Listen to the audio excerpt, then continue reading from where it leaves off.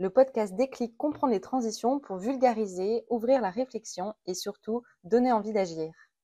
Bonjour et bienvenue dans le podcast Déclic comprendre les transitions dans lequel nous explorons les coulisses des transformations managériales, environnementales et numériques des individus et des organisations. Alors aujourd'hui on est ravis de recevoir Virginie Despenoux. Bonjour Chloé. Bonjour Virginie. Donc tu es la cofondatrice de Colness, réinventer donc le bien-être au cœur des transitions et donc du travail. Tu as accompagné les entreprises vers une meilleure qualité de vie au travail, de manière générale, c'est ça? Complètement global, exactement. Et donc, d'après toi, aujourd'hui, le bien-être, justement, comme levier de transformation organisationnelle, dans un monde où tout s'accélère, numérique, environnement, nouveaux modes de travail, beaucoup d'entreprises parlent aujourd'hui beaucoup de QVT, de qualité de vie au travail, de bien-être. D'après toi, comment le mieux vivre peut-il soutenir vraiment les transitions profondes sur le plan managérial? Alors chez Colness, avec nous, nous partons du principe déjà que le bien-être, c'est pas juste un supplément, c'est pas juste un peu de confort, ça va vraiment venir faire un levier de performance dans l'entreprise. Aujourd'hui, les entreprises, elles vivent des transitions rapides autour de la digitalisation, des nouveaux modes de management. Il y a une vraie évolution et donc toutes ces évolutions doivent être accompagnées et il doit y avoir une vraie transformation. Et pour réussir tout ça, il faut qu'on ait les individus et qu'on emmène les individus aussi bien sur la capacité physique, mentale que émotionnelle. C'est vraiment un tout, quelque chose d'assez global. On dit souvent le mieux vivre va venir agir comme un accélérateur, comme un révélateur de chacun. C'est pas juste du confort, un petit plus.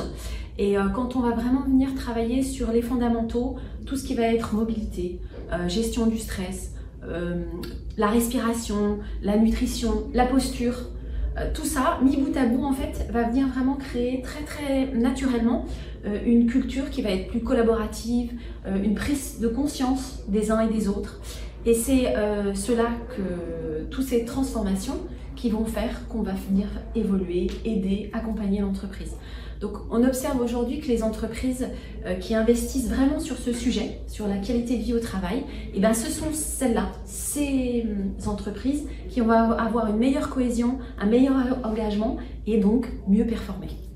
Donc plus d'engagement à travers le collectif notamment, puisque la qualité de vie au travail, ça concerne l'individu, mais aussi les équipes de manière générale, le collectif, comme tu le dis, la cohésion, j'imagine que donc c'est ça que vous travaillez aussi chez Colness.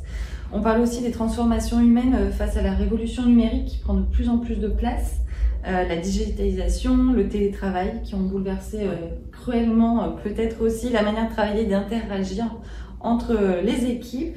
Quels impacts tu observes sur la santé mentale, la cohésion justement d'équipe dont tu parles et le rapport au corps? Alors, c'est vrai que le numérique, le télétravail ont vraiment bouleversé notre rapport au travail aujourd'hui. Et on voit trois impacts majeurs. La première, ça va être une augmentation forte de tout ce qui va être charge mentale. Parce que la charge mentale, on est hyper connecté. On a des flux d'informations qui sont en permanence. En fait, on a une absence de limite. On n'est plus, on est au bureau de telle heure à telle heure et puis ça s'arrête. En fait, c'est en permanence. Et ça va venir avoir un impact sur notre charge mentale. Ensuite, il y a une baisse des cohésions d'équipe. Le télétravail, c'est très bien, mais on voit que la communication, elle se fait plus à distance et qu'on est plus en mode urgence. Et donc, il y a un vrai impact là-dessus. On est finalement plus derrière Zoom que de se retrouver à la pause café dans la cuisine ou dehors. Donc c'est vraiment une baisse de la cohésion d'équipe. Et puis le troisième impact majeur, ça va être la sédentarité. On voit vraiment aujourd'hui exploser tout ce qui va être troubles musculo-squelettiques. Donc nous on va accompagner autour de la santé mentale et autour aussi de la santé physique parce que le corps il est plus assez sollicité et donc là on va remettre en mouvement les gens et souvent on sous-estime que le fait d'être sédentaire, ça peut venir influencer tout ce qui va être la productivité, le sommeil, la confiance en soi. Donc voilà, c'est vraiment mettre bout à bout les choses qui petit à petit vont faire que l'entreprise va avoir un vrai soutien avec son collectif et va pouvoir faire évoluer ses collaborateurs.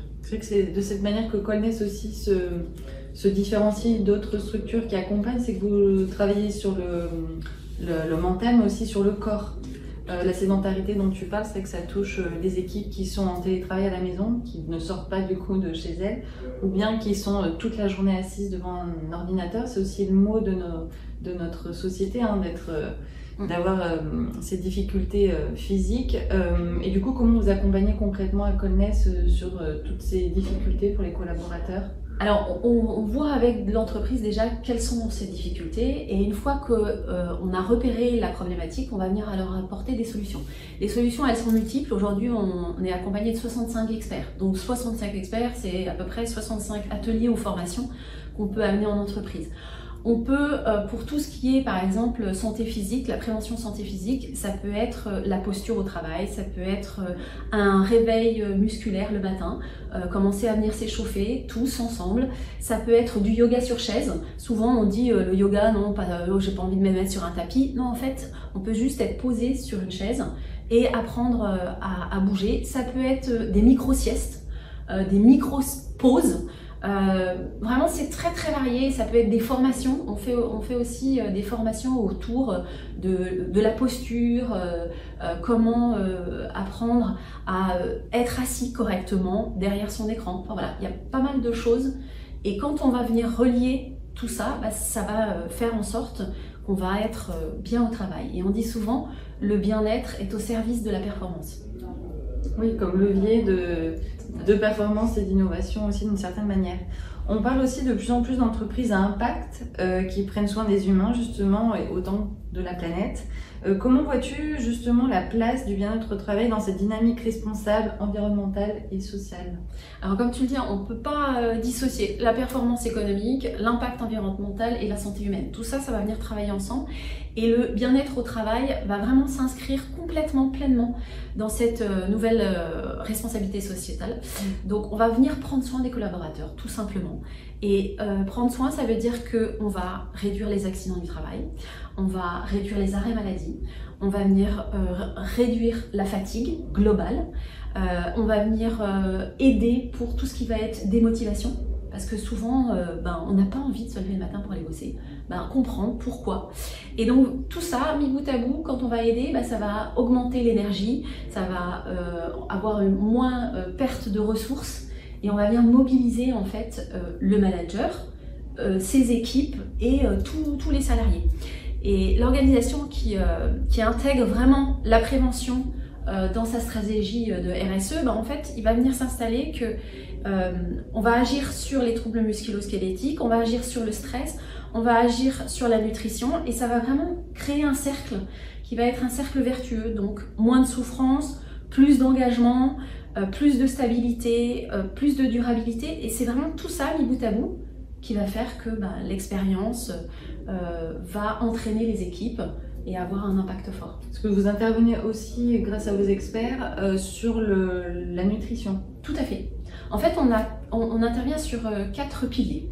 On a tout ce qui est mobilité, tout ce qui va être nutrition, parce que bien manger, c'est performer toute la journée, mais c'est aussi bien dormir. Et un sommeil récupérateur fait que le lendemain, on est au taquet. On va agir sur tout ce qui va être gestion du stress, et on a aussi l'accompagnement des managers, des collaborateurs, donc tout avec des coachs qui vont venir aider toutes les équipes. Alors justement, tu me fais une bonne transition sur le nouveau modèle managériaux. Vous accompagnez aussi les managers. Quels sont selon toi les grands défis justement du management d'aujourd'hui qui est bouleversé, qui change, heureusement aussi peut-être, entre quête de performance, besoin de sens et attention au bien-être des équipes? Alors oui, on va accompagner tout ça. Les managers, ils sont à un moment, on va dire, charnière, parce qu'il faut qu'ils naviguent entre tout ça. Il faut qu'ils naviguent dans la performance à long terme, mais maintenant de plus en plus à court terme. Un besoin de sens, parce qu'on a tous besoin de sens. Une attente vis-à-vis des uns et des autres. On va avoir un équilibre qui doit être vie pro, vie perso, qui doit s'installer, et ils doivent faire attention au bien-être de leurs équipes. Donc c'est un vrai défi pour eux aujourd'hui, vraiment. Et pour incarner tout ça, il faut arriver à trouver un équilibre, à trouver et peut-être et souvent à être accompagné. Et c'est ça qu'on leur propose. Donc, que ce soit dans nos coachings ou dans nos formations, en fait, on va venir observer qu'il y a 3 besoins fondamentaux qui vont être apprendre à communiquer. C'est pas si facile que ça. Communiquer comment finalement? Parce que communiquer c'est bien, mais comment communiquer? Et en fait, pour nous, la communication, elle passe par l'écoute. En fait, aujourd'hui, on ne peut plus faire voilà le plan et vous appliquez le plan. C'est plus possible. Donc d'être dans un management transverse. Voilà. Il faut poser les questions aux équipes. Il faut apprendre à communiquer, il faut passer du temps à comprendre. On est tous différents, on arrive à tous avec nos bagages.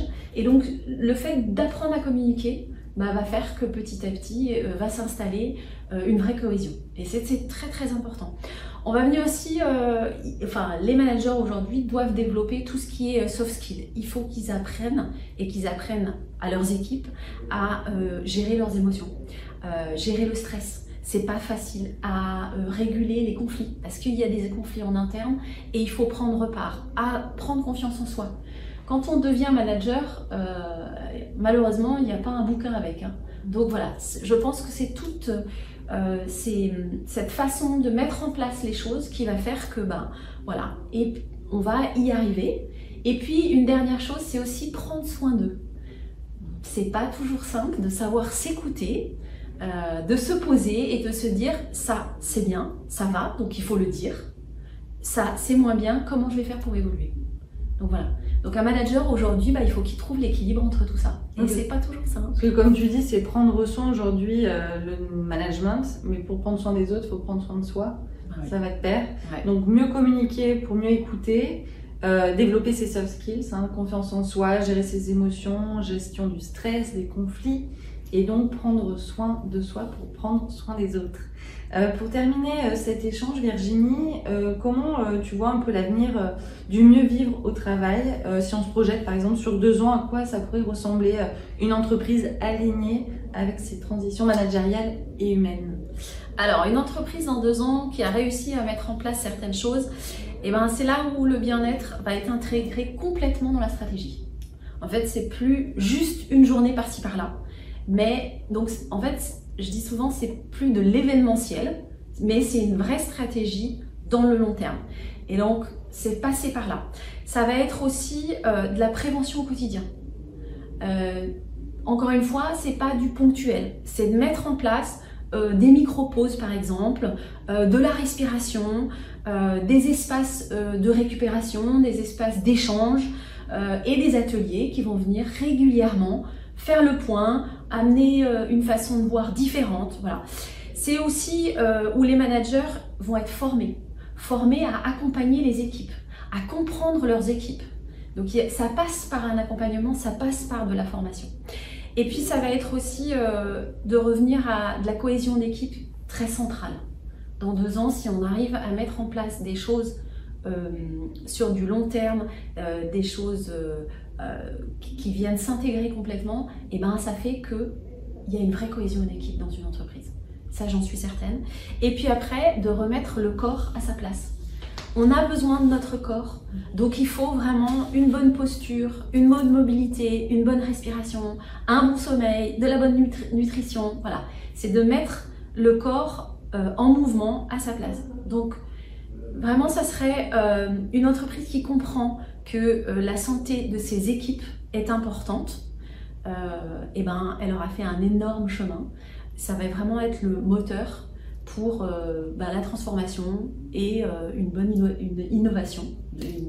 Et une entreprise en pleine forme va devoir passer par tout ça. Ça, j'en suis sûre. Ouais, prendre soin de la santé mentale et physique des collaborateurs, des équipes, mais aussi des managers, de la direction. Oui. C'est ça. Ouais, une entreprise qui place le bien-être comme stratégie au final sur le long terme. Parce que c'est vrai que, comme tu l'as rappelé, on pense souvent à court terme ou à long terme ou l'un ou l'autre, mais en fait les deux sont importants à prendre en considération et faire de la prévention pour pas attendre que les problèmes arrivent. La prévention.